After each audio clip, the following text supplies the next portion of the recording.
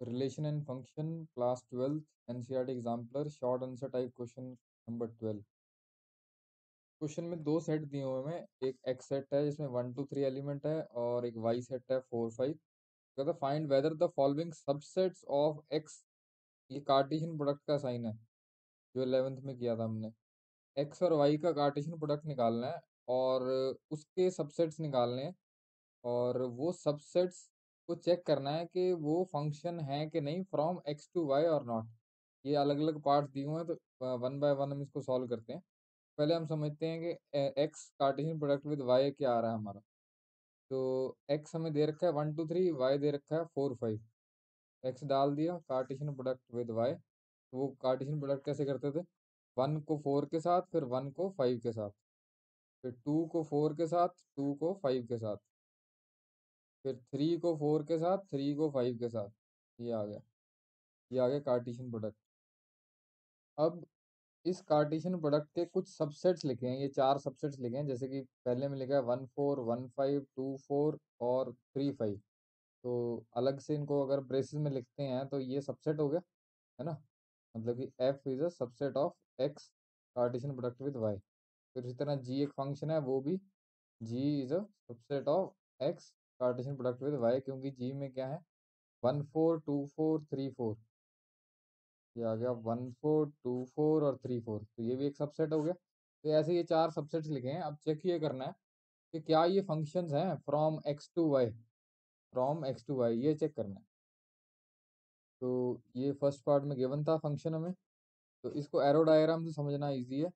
1 की इमेज 4 है, 1 की 4 बना दी, 1 की 5 है, 5 बना दी, 2 की 4 3 की 5, 2 की 4 3 की 5। तो पहले तो ये चेक करना है कि क्या ये रिलेशन फंक्शन है।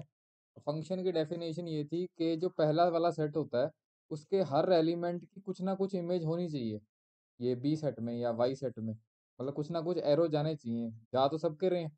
लेकिन जो सेकंड कंडीशन थी वो ये थी कि जो पहले वाला सेट है एक्स सेट का, हर एलिमेंट की एक ही इमेज होनी चाहिए, यानी यूनिक इमेज होनी चाहिए। अब 1 की जो इमेज है वो 4 भी है और 1 की 5 भी है, तो यूनिक नहीं है।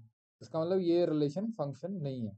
This function is not this relation is not a function, या फिर हम लिख देंगे f is not a function because there is no unique image of element 1 in set x.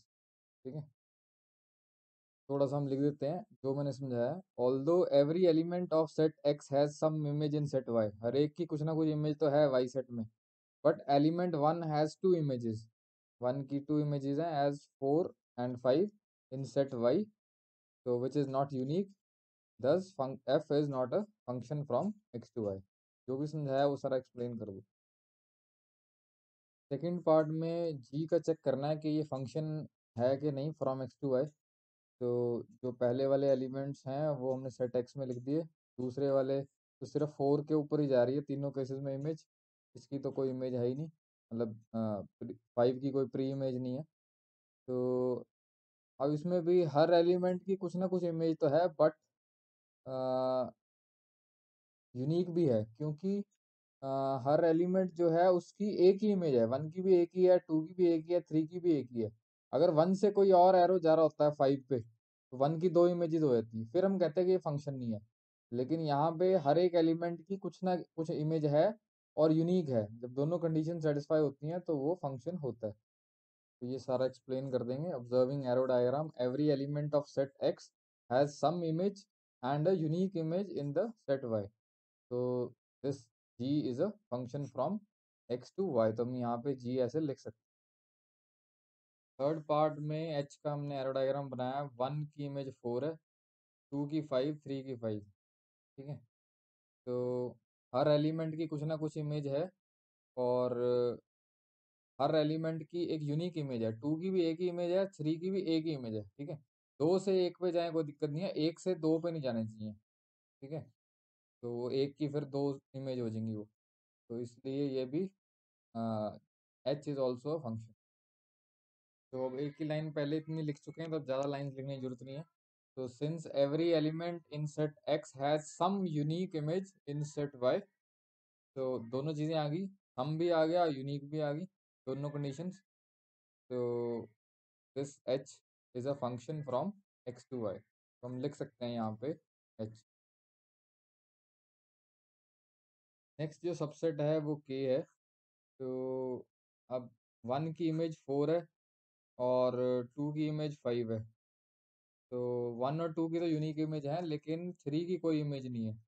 तो एक भी कंडीशन सेटिस्फाई ना हो तो ये फंक्शन नहीं है। तो ये लिख दिया हमने। Although elements 1 and 2 of set X has some unique images in the set Y, but element 3 has no image in the set Y. So this subset, ये सारे subsets ही हैं जो लिए हैं, this is not a function from X to Y. That's relation and function class 12th NCERT exemplar का short answer type question number 14 है ये। Question में वो कह रहा है कि function goes from R to R, यानी कि ये जो डोमेन है वो भी रियल नंबर है, को डोमेन है वो भी रियल नंबर है। तो ये एक्स पार्ट हो गया, ये वाई पार्ट हो गया। तो ये थोड़ा सा बना लोगे तो खुद को थोड़ा क्वेश्चन समझाना इजी हो जाएगा। This with the function, function ये दे रखा है हमें for all X belongs to real number. X तो यहाँ पे रियल है ही है, यहाँ से भी पता लग रहा है हमें। ठीक है, तो find the range of F. अब रेंज क्या होती है कि जिनके ऊपर एरो आते हैं, ठीक है, वो रेंज में आते हैं। बाकी मान लो जिनके ऊपर एरो नहीं है, ये सारे कोडोमेन में तो सारे ही आते हैं, लेकिन रेंज में वही आते हैं जिनके ऊपर एरो आते हैं। ठीक है, दूसरे वाले सेट में, वाई सेट में। तो वो निकालनी है हमको रेंज।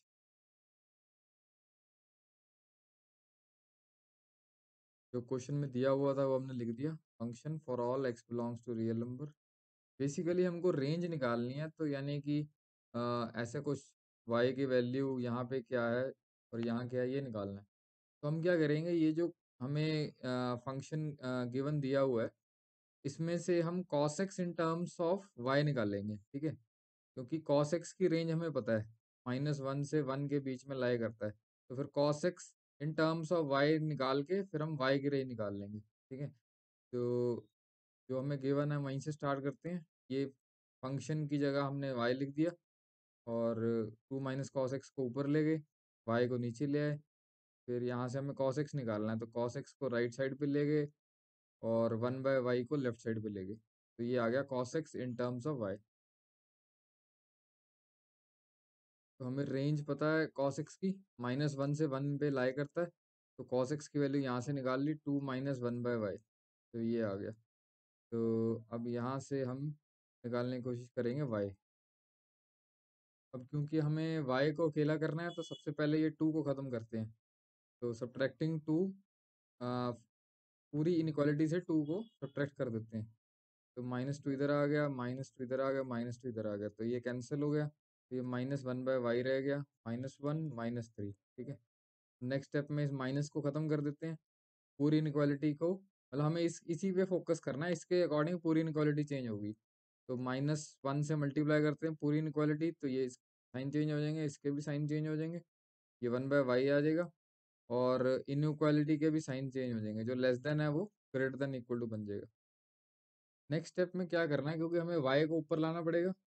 तो अब हमें पता है जैसे 2 या 4 इज ग्रेटर देन 2, तो 1/4 और 1/2 में इनइक्वालिटी उल्टी होती है, क्योंकि ये 0.25 है और ये 0.5 है ना। तो साइन चेंज हो जाएगा इनइक्वालिटी का। उसी तरह से जब हम रेसिप्रोकेट करेंगे तो 1 ही आएगा। पूरी इनइक्वालिटी को रेसिप्रोकेट करेंगे तो साइन चेंज हो जाएंगे। ठीक है, ग्रेटर देन लेस देन बन जाएगा। तो ये हमारी रेंज आ गई, y की वैल्यू आ गई 1/3 से 1 के बीच में लाई करेगा, क्योंकि इक्वल टू का साइन है तो क्लोज ब्रैकेट आएगी। तो यही निकालनी थी हमें क्वेश्चन में, रेंज ऑफ द फंक्शन। ठीक है।